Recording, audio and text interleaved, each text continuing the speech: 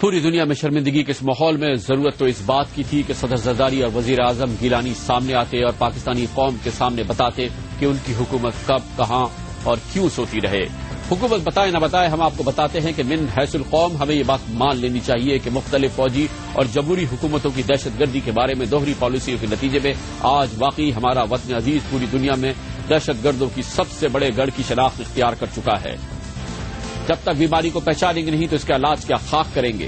پاکستانی قوم کو اس جان لیوا بیماری سے بچنے کے لیے ضروری ہے کہ اس علاج کے طور پر امریکی، بھارتی اور اسرائیلی سازش کے لالی پاپ دینے کے بجائے بتایا جائے کہ صرف گزشتہ 3 سالوں میں 3,900 پاکستانیوں کو 225 خودکش حملوں میں ہلاک کیا گیا ہے۔ قوم کو زور دے کر بتایا جائے کہ ان 225 خودکش حملہ آوروں نے نہ مسجدوں کو نماز جمعہ اور نہ افطار کے وقت بخشا، نہ بازاروں کو بخشا، نہ اسکولوں کو بخشا۔ یہ آفت بپا کرنے والے خودکش حملہ آوروں میں ایک بھی بھارتی نہیں تھا، ایک بھی امریکی نہیں تھا اور ایک بھی اسرائیلی نہیں تھا، بلکہ سب کے سب، جی ہاں، سب کے سب خودکش حملہ آور پاکستانی تھے اور مسلمان تھے۔ اس حقیقت کے ساتھ یہ کڑوا زہر بھی نگلنے کے حالیہ سالوں میں دنیا بھر میں ہونے والی دہشت گردی کے تقریباً تمام بڑے واقعات میں یا تو پاکستانی استعمال ہوئے یا پاکستان کی سرزمین پر ان کی پلاننگ کی گئی۔ پاکستان عسکریت پسندوں، انتہا پسندوں یا خالصتاً دہشت گردوں کی جنت بنتا نظر آ رہا ہے۔ یہ مانتے ہوئے یہ جاننا شد ضروری ہے کہ اس کی ذمہ داری صرف موجودہ حکومت نہیں ہے۔ دنیا میں خطرناک پہچان حاصل کرنے کے لیے ہم نے تقریباً 25 سال کا سفر طے کیا ہے۔ اگر آج دنیا اس پیارے ملک کو دہشت گردوں کی بڑی پناہ گاہ سمجھتی ہے تو اس کی وجوہات ٹھوس ہیں۔ یہ وجوہات کیا ہیں؟ آپ کو اس کے لیے اپنی یادداشت کو تازہ دم کرنا ہوگا اور بہت غور سے یہ تفصیلات سننی اور دیکھنی ہوگی۔ 1985 کراچی میں پین ایم طیارے کو اغوا کرنے کی کوشش کی جاتی ہے، 22 لوگ ہلاک ہوتے ہیں۔ اغوا کرنے والے فلسطینی نژاد ہیں اور ابو نضال تنظیم سے اپنا تعلق بتاتے ہیں۔ گرفتار ہوتے ہیں 5 فلسطینی اور ان کے ساتھ پاکستانی۔ وقت آگے بڑھتا ہے، سی آئی اے پر حملہ ہوتا ہے، سی آئی اے کے ہیڈ کوارٹر پر 25 جنوری 1993 پر حملہ ہوتا ہے، 2 سی آئی اے اہلکار ہوتے ہیں۔ حملہ کرنے والا ایک پاکستانی کی حیثیت سے شناخت ہوتا ہے اور 15 جون 1997 کو ڈیرہ غازی خان میں پاکستانی ایمل کانسی امریکی گرفتار کرتے ہیں، اس کو اٹھا کے امریکہ لے جاتے ہیں اور وہاں پر اس کو سزائے موت دیتے ہیں۔ نیو یارک میں پہلا ورلڈ ٹریڈ سینٹر میں دھماکہ ہوتا ہے، 26 فروری 1993 کو ہلاکتیں 6 ہوتی ہیں۔ حملہ کرنے والا، پلاننگ کرنے والا رمزی محمد یوسف ہے، بعد میں گرفتار ہوتا ہے پاکستان میں۔ اسلام آباد میں گرفتاری ہوتی ہے 7 فروری 1995 کو، امریکی اس کو اٹھا کے لے جاتے ہیں نیو یارک اور وہاں پر اسے عمر قید کی سزا دی جاتی ہے۔ کینیا اور تنزانیہ میں امریکہ کے بڑے سفارتخانوں پہ حملہ ہوتا ہے، 7 اگست 1998 کا واقعہ ہے۔ اس کی پلاننگ کرنے والا پاکستان سے گرفتار ہوتا ہے۔ 25 جولائی 2004 کو گجرات سے احمد خلفان گیلانی کو گرفتار کیا جاتا ہے۔ یمن کے قریب امریکہ کے بحری بیڑے پر یو ایس ایس کول پر حملہ ہوتا ہے، حملے میں 17 امریکی فوجی ہلاک ہوتے ہیں۔ 13 اکتوبر 2000 کے ہونے والے اس واقعے کی پلاننگ کرنے والا کراچی میں سے گرفتار ہوتا ہے۔ 27 اپریل 2003 کو جب ولید محمد بن عطاش کو گرفتار کیا جاتا ہے۔ کراچی کے شیریٹن ہوٹل پر حملہ ہوتا ہے، ہلاک ہونے والے 11 فرانسیسی انجینئرز ہیں جو پاکستان کے نیوی کے ساتھ مل کے کام کر رہے ہیں۔ گرفتاری 8 ستمبر 2005 کو کراچی میں ہوتی ہے اور مفتی محمد صابر کو گرفتار کیا جاتا ہے۔ فرانس آج بھی اس واقعے کی جڑ تک پہنچنے کی کوشش کر رہا ہے۔ فرانس، یورپ اور امریکہ ہی نہیں، انڈونیشیا میں جب سب سے بڑے دھماکے ہوتے ہیں، اس کے سیاحتی مقام بالی کے قریب جس میں ہلاکتیں ہوتی ہے 202، اس کا پلانر، اس کا سب سے مرکزی کردار اب سے تھوڑی دنوں پہلے پاکستان سے گرفتار ہوتا ہے اور جی ہاں، ایبٹ آباد سے ہی گرفتار ہوتا ہے۔ اس کا نام عمر پاٹک ہے جو کہ اس وقت اب انڈونیشی تحویل میں ہے۔ لندن میں خودکش حملے ہوتے ہیں، لندن کی ٹیوبز پر حملے ہوتے ہیں 7 جولائی 2005 کو۔ یہ خودکش حملے 4 اور اس میں ہلاکتیں 56۔ ملوث افراد میں سے 3 پاکستانی نژاد خودکش حملہ آور تھے، محمد صدیق خان، شہزاد تنویر اور حسیب احسن، اور اس کی تیاری کرنے میں 20 جنوری 2009 کو جس شخص کو گرفتار کیا گیا وہ غیر ملکی تھا، ذبیح اللطیفی، جن کو پشاور سے گرفتار کیا گیا۔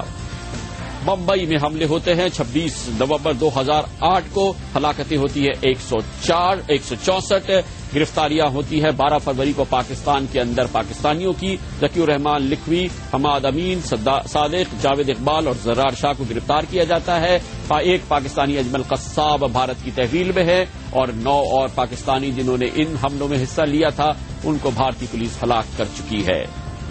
اس کے بعد نیو یارک میں ایک اور کیس ہوتا ہے اور جس میں ایک اور پاکستانی سامنے آتا ہے۔ نیو یارک کے ٹائمز اسکوائر کو دھماکے سے اڑانے کی کوشش کرنے میں پاکستانی فیصل شہزاد کو گرفتار کیا جاتا ہے جس نے امریکی شہریت اختیار کی تھی۔ القاعدہ کے بڑے بڑے لوگ، تمام تقریباً نامے گرامی لوگ پاکستان سے گرفتار ہوتے ہیں۔ ضرور یہ پاکستان کی خفیہ ایجنسیز اور پاکستان کے اداروں کی تعاون سے گرفتار ہوتے ہیں، لیکن ہوتے پاکستان سے گرفتار ہیں۔ 28 مارچ 2002 کو فلسطینی نژاد ابو زبیدہ کو فیصل آباد سے گرفتار کیا جاتا ہے۔ 11 ستمبر 2002 سے کراچی میں یمنی نژاد رمزی بن شعیب کو گرفتار کیا جاتا ہے۔ 1 مارچ 2003 کو 9/11 کے ماسٹر مائنڈ خالد شیخ محمد کو راولپنڈی سے گرفتار کیا جاتا ہے۔ 18 مارچ کو لاہور سے یاسر الحزیری کو گرفتار کیا جاتا ہے۔ 27 اپریل 2003 کو ولید بن عطاش کو کراچی سے گرفتار کیا جاتا ہے۔ 25 جولائی 2004 کو گجرات سے احمد خلقان گیلانی گرفتار ہوتا ہے۔ 2 مئی 2005 کو ابو فراج اللیبی جو القاعدہ کا نمبر 2 سمجھا جاتا ہے مردان سے گرفتار ہوتا ہے۔ 10 مئی کوئٹہ سے مصطفیٰ نصر کی گرفتاری ہوتی ہے۔ 20 جنوری 2009 کو پشاور سے ذبیح المصطفیٰ گرفتار ہوتا ہے۔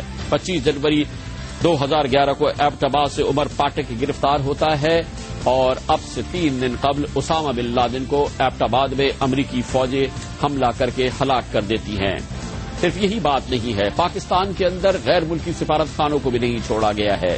اسلام آباد میں مصری سفارت خانے پر حملہ ہوتا ہے۔ 17 مارچ 1995 کو ہلاکتیں 17 ہوتی ہیں۔ امریکی قونصل خانے پر کراچی میں حملہ ہوتا ہے۔ 14 جون 2002 کو ہلاکتیں 12 ہوتی ہیں۔ امریکی قونصل خانے پر حملہ ہوتا ہے کراچی میں ہی 28 فروری 2003 کو 2 ہلاکتیں ہوتی ہیں۔ امریکی قونصل خانے پر ایک اور حملہ 15 مارچ 2004 کو ہوتا ہے، 4 ہلاکتیں ہوتی ہیں۔ اسلام آباد میں ڈینمارک کے سفارت خانے پر حملہ کیا جاتا ہے 2 جون 2008 کو، ہلاکتیں 5 ہوتی ہیں۔ پشاور میں امریکی قونصل خانے پر حملہ ہوتا ہے اور اس میں ہلاکتیں 49 ہوتی ہیں۔ 5 اپریل 2010 کو یہ واقعات ہوئے۔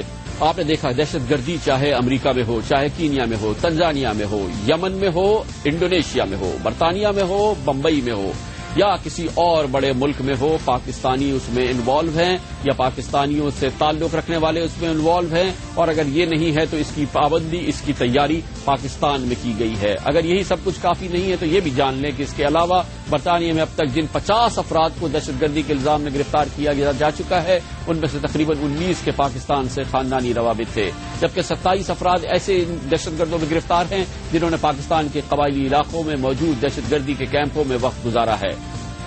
اگر ہمیں اپنے اس ملک کو، اس وطن عزیز کو بچانا ہے، اسے بھارت نہیں تو کم از کم بنگلہ دیش کی سطح تک لانا ہے اور پھر اس کے بعد اسے مسلم ملک ملیشیا جیسی ترقی سے ہمکنار کرنا ہے، تو یہ سب بدلنا ہوگا۔ یہ تبدیلی صرف ایک صورت میں ممکن ہے اور وہ یہ کہ فوجی اور سیاسی قیادت عوام کو ساتھ لے کر دہشت گردوں کے خلاف یہاں صرف یک رخی پالیسی بنائے اور پاکستان کی بقا کی جنگ کا آغاز کر دے۔ یاد رکھیں، یہ معاملہ ہے اٹس ناؤ اور نیور، ابھی نہیں تو کبھی نہیں کا۔ پاکستان اس وقت اپنے تاریخ کے بدترین اور امتحانی دور سے گزر رہا ہے۔